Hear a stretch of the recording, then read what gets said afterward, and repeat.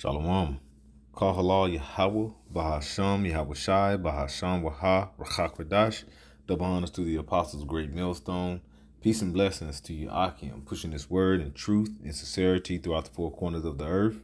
This is Mathia from Great Millstone, Dallas. And I wanted to go into this article here. It's from the staffingindustry.com. See here it says 81% of U.S. workers worried about job loss in 2025. And this is a major thing here as we're starting to see the lack of jobs that are coming out where people are losing jobs. And one main thing about it, when you look at it in the 80s, the 90s, even some of the 2000s, people will lose a job or quit a job and they'll go find another one with no problem. That is starting to become little to none, because now people are getting laid off, losing jobs, or if they do leave a job, they're finding it very hard to find a job that's lucrative to cover your expenses, because things are rising.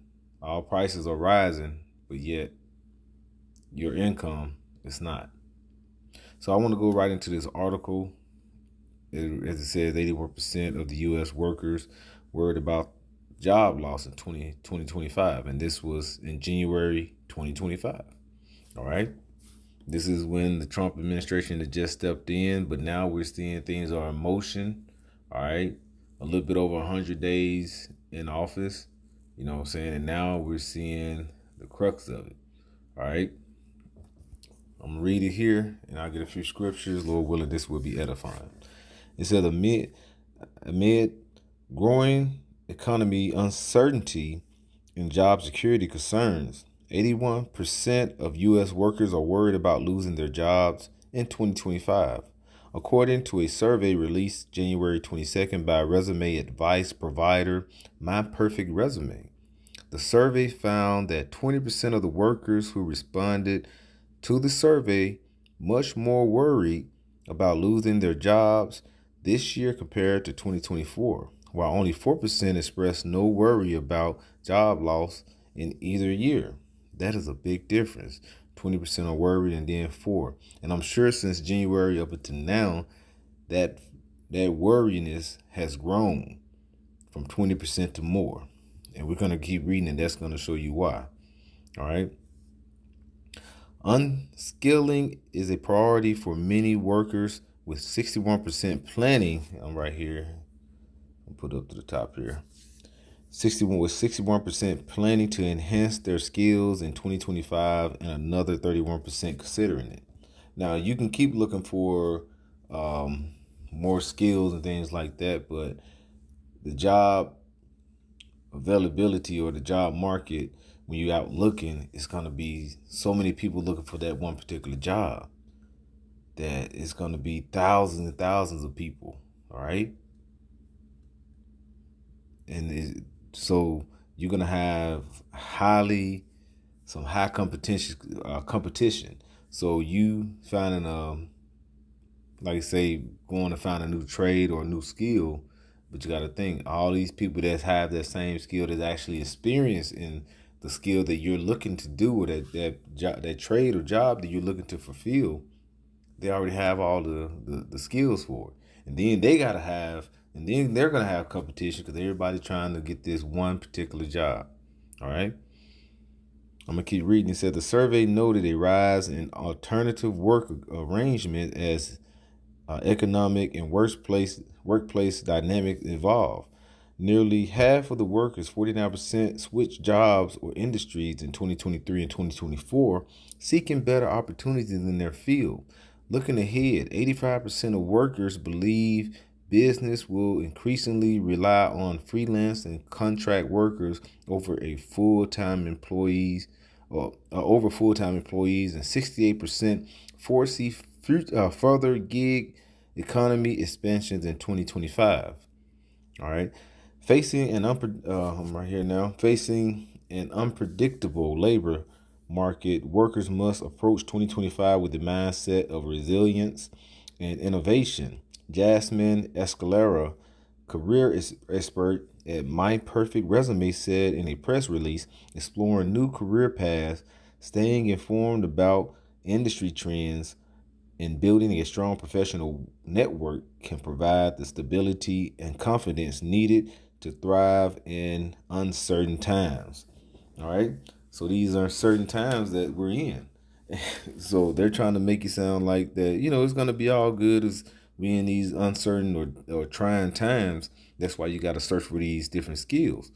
But is that's going to, thing is, it's going to lead to what? Lead to not. All right. And we need jobs to continue for what?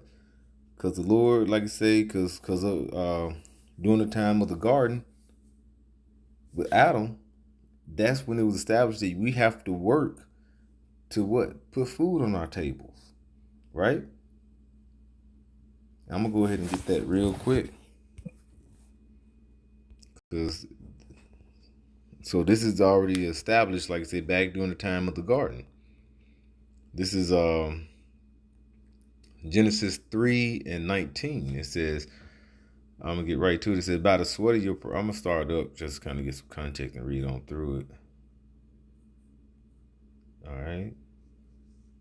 And this is the reason. It says, verse 17. I'm gonna read. You know what? I'm gonna read in the NLT.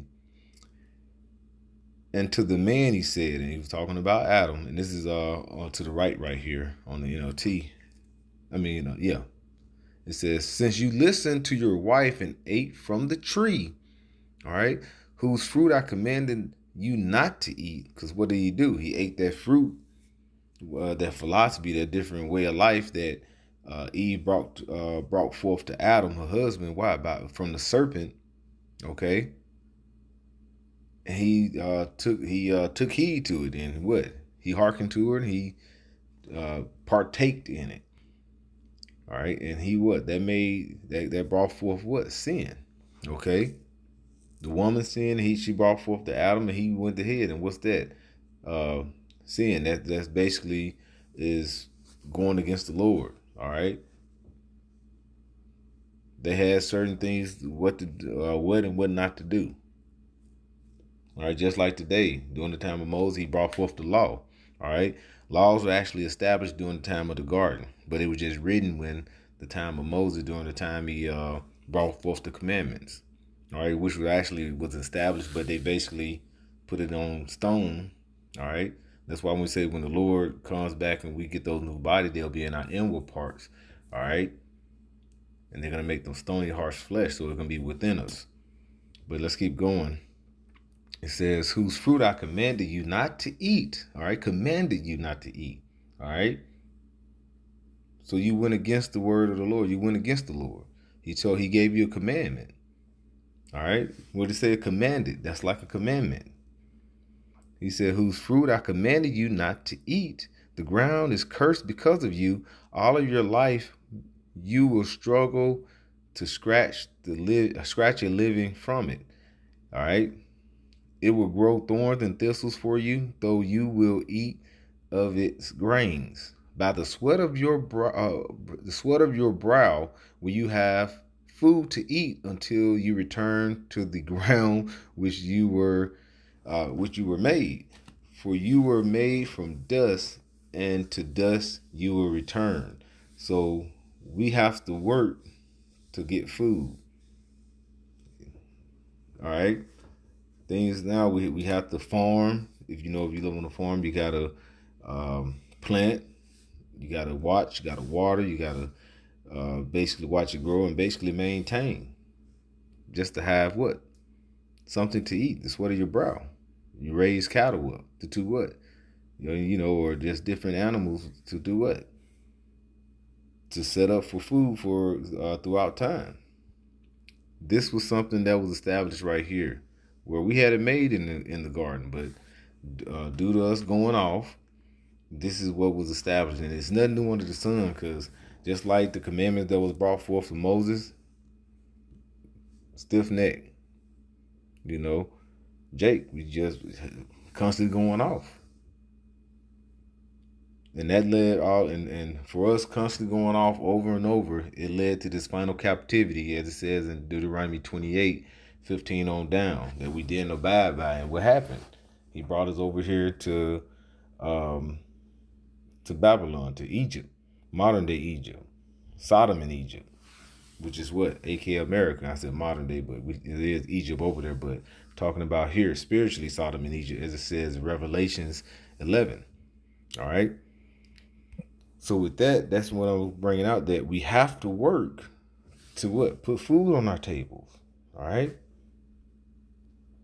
We have to work to bring food to our tables now, and like they said, why? Because these are uncertain times that we just read about.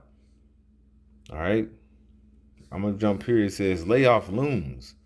It says 76% of workers expect layoffs to increase in 2025, while 63% expect more business closures compared to 2024. Do you look at these numbers? All right. Look at the numbers. That's way over half. 70% of the workers expect for layoffs. You think they have enough in the the unemployment bank? You know, I just saying that because of the cash. You know, the unemployment be dispersing out. You think they got enough to provide for 70% of people? And you got to think, if they're going to get laid off, they're going to be looking for jobs. So these people that are already looking for jobs now, 73%, you're going to have that buildup. It's going to be more and more people. So now let's say you got 30% that's laid off by now, but by the end of this year, let's say it is up to 76%. That is an astronomical number for people that's not working. Now, you think when people ain't working, things get better? No, things are going to get dramatically worse. All right. This is basically telling you that America is going to become a third world country, which is already kind of it's just with everybody's just comfortable now, but now they're starting to see the pains. Okay, they're starting to see the labor pains. Things are starting to get worse. We just read what was that? Now this was in January, but now that what was that? The UPS laid off or due to lay off 20,000 people. All right, now this is gonna bring forth what? This is gonna bring forth people that's gonna be out in the streets, the insurrections, all these things that are about to happen. It's gonna bring forth what as well? Let me get this here.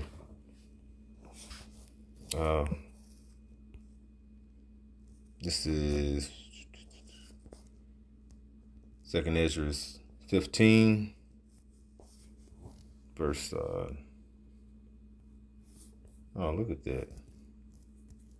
2nd Ezra 15. Are you serious? Slocky. Or let me just. Now, why I won't go to 2nd Ezra? Let's see here. Okay. 2nd Ezra 16, verse 19. It says, a man shall have no pity upon his neighbor. One of the reasons why he won't have pity upon his neighbor, because you're starving. You trying to feed. They're trying to feed their families, and they see you walking around with a can of beans, can of noodles, chicken noodle soup, bottle of water, and they ain't got no pity on you. They bum rushing you. Take your shit. All right?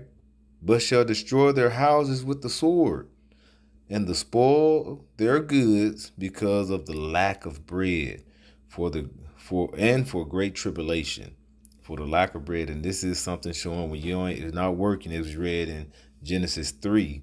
We supposed to earn, our wages to or produce food from what? The sweat of our brow, so we can eat. But if you're not having it, like I say, through that curse that we received upon the earth, now you got to do what? You have to work. And if you're not working, then you already gonna what? Get hit in the head. Because you what? You lacking food. So you having 76%, or however much you said, 70 something percent of people not working. That's how many people you got to watch out for when it becomes more the lack of bread. Not only that, what did they just say? The first boats just came in from, you know what, I was looking at reading it earlier because I think it was Elder Mike Allen posted it. Look at this here. And you can read it for yourself. This is on the CNN News. It says the first boats carrying Chinese goods with 145% tariffs are arriving in LA. Shipments are cut in half. Expect shortages soon. This was May 6th. All right. This is coming to a city near you. Not even a city near you, a city you're in. So now you have more. Let's say the jobs wasn't gonna be. It didn't gonna be that many layoffs at first. What happened? Still, you have inflation due to these tariffs. Hyperinflation. What is that in Haggai 1 verse 6? Around the 6th verse, it said it's gonna be. Let's get it. I don't want to jack it up. This is Let's say Haggai. This is I think it's a Haggai. I think so. This is Haggai 1 and verse 6. It says, you have sown much and bring in little. You eat, but you have not enough. And how that's going to happen? One of these things is what? Because of inflation. And if you look into like hyperinflation, kind of like what happened in Venezuela, the money became nothing. It says, you drink, but ye are not filled with drink. You clothe you, but there is none warmth. And he that earneth wages to put it into a bag with holes. I'm reading the NLT. It says, you have planted much, but harvest little. You eat, but are not satisfied. You drink, but are still thirsty. Because you're going to probably have to, because it's going to be like rationing. You're going to be rationing out your food. You're going to be rationing out your drink. You might have a bottle of water saying, you know what, I'm going to have to drink a swallow this today, a swallow two tomorrow. Do you know how thirsty you would be trying to do that? And that's coming. All right? And if you don't got the spirit of Yahweh Shem Yahweh Shai with you and have that faith, bro, this is going to be a gloomy day. Even the men of the Lord, like I say, they're going to be scarcely be saved. They're going to scarcely be saved. They're going to feel like, man, Lord, I have faith, but it is hard out here. All right? But you're going to still be better off than a lot of these bug outs and and these people out here. And he said a lot, but these people out here, because they're going to go through, It says, you put on clothes but cannot keep warm. Your wages disappear as though you are putting them in pockets filled with holes. So you think you're going to have some in your pocket? No. It's going to be what is read in 2nd Ezra 15 and 19. That's going to also bring forth a lack of bread. These the goods not coming in, and then you don't have no money. So you either gonna because he said a lot of, and the scripture tell you many will perish not by the sword but by what? The famine.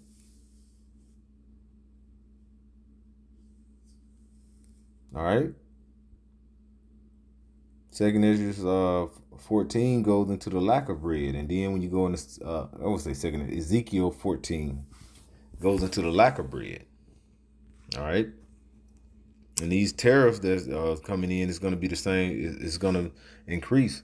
I think one of the brothers put in our chat showing this trucker that goes to the ports, and he was talking about when you go to the ports to pick up shipments, is sometimes it will take 2 to 3 hours or so to get the shipment. He said now since the first shipments of the tariff wave came in, the ones that got 145% tariffs on them, he said he was in and out within 30 minutes because what? As we just read, it was what? It was no damn it was really hardly nothing in there. The first boats carrying Chinese goods with 145% tariffs are arriving in LA. Shipments are cut in half. So that 2 or 3 hour wait can't jump down to 30, 40 minutes. So the storehouse is going to be closing. A lot of these storehouses, a lot of layoffs going to happen. Do you see where how everything is coming into play?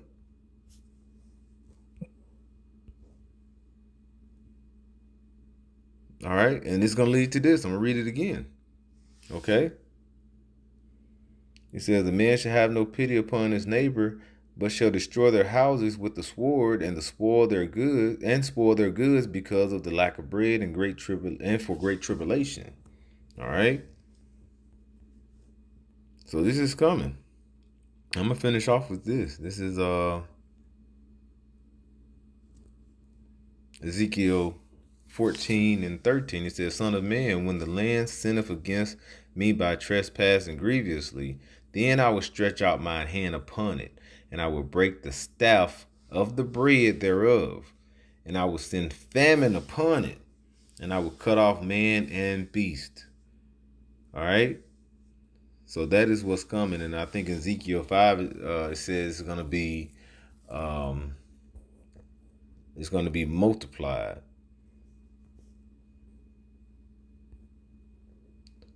It says, I'm going to just jump on this. It says Ezekiel 5 and 6, and it says, "And she has changed my judgment unto wickedness more than the nations." All right.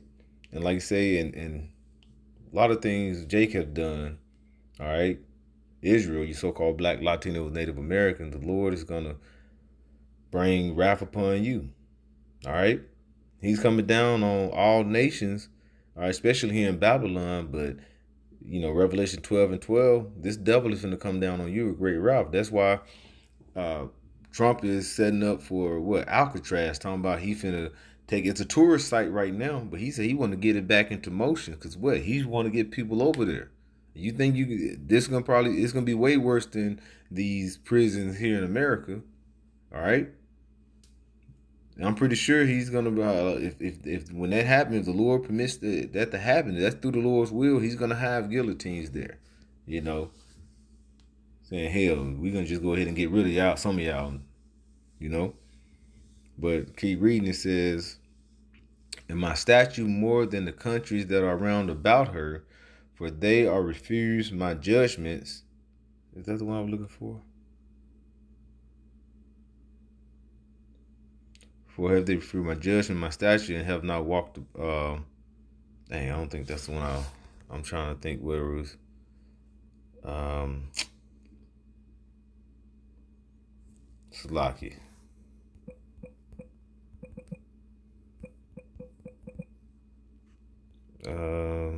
5 and 16. I said 5 and 6. This is Ezekiel 5 and 16. It says, "When I shall send upon them the evil arrows of famine." Arrows of famine. When you shoot up arrows, when they come down, it hits in different places. Boom, boom. But eventually it's going to hit them. Just like on 300. When they said the arrows will block out the sun. That's how these famines going to be. You're going to start seeing one or two hitting. Next thing you know, it's going to cover the whole place. It's going to cover all of the U.S. All right? But these people don't even have they don't have a understanding of that. These people still walking around ready to get through a work for. They can go out Friday night and with these bitches with these tight dresses on, and these niggas trying to look for these women riding around like we be downtown, constantly riding around in circles, playing music loud till they run the gas out. Then they go home after they got drunk and go to sleep. Wake up and do it all over again. All right? They don't understand that this famine is about to hit. Evil arrows of famine, which shall be for their destruction, and which I will send to destroy you, and I will increase the famine upon you, and will break the staff of bread. So that increase is coming. All right? And like I said, through these different famines, there's nothing new under the sun. All right? Have famine happened during the time throughout history? Yeah, especially in Israel through the sieges and different things. All right, Ezekiel and them spoke about it. All these things. If I'm not mistaken, I think during the time of Jeremiah, during the time of Jeremiah, because he was preaching up to around, I think, 20 some years before the siege in with by the Babylonians, and they went through a time of famine. And now you're seeing what? This is going to happen again. But it's going to be, as it says in Daniel, something that hasn't been seen before. All right? Because gross darkness has covered the whole earth. And Babylon is the place where the Lord has made it so mighty and raised up where he's finna show it collapse. A mighty collapse. Nothing like this has been seen before in history. So with that, hey, Lord willing, this was edifying. I'd like to give all praises, glory, and honor to Yahweh, Bahasham, Yahweh Shai, Bahasham, Waha, Rachakwadash. Double honors to the apostles, great millstone. Peace and blessings to Yahweh and pushing his word in truth and sincerity. Shalom.